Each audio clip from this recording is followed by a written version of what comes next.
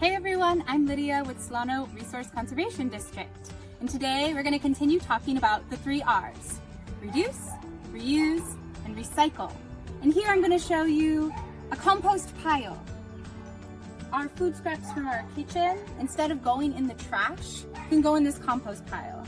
And it's going to make beautiful soil that you can use in your garden or you can put in potted plants.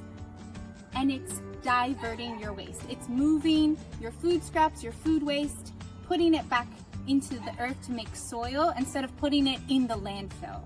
Now, when we throw away our food scraps, we're wasting water because all of the water that it takes to grow our food is just going into the landfill.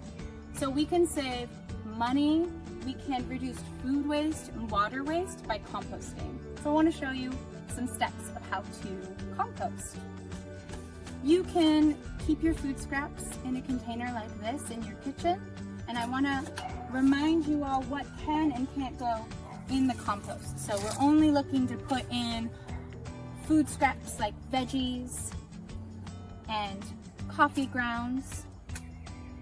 I'm noticing that I've got some onions and apple cores in here, and you can just put that stinky, great food scraps on our compost pile. Things that you don't want to put in your compost is dairy and meat.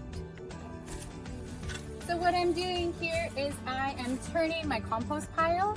I'm moving all of those food scraps that were on top, and I'm making sure that they're covered by the straw and the dirt and any yard clippings that I have, so that they're hidden from critters.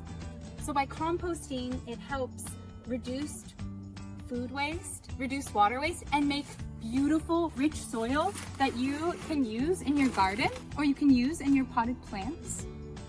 Now, if you don't have a backyard and you can't build a big compost pile like this, that's okay. You can make a worm bin that's a smaller scale, just in an old tub.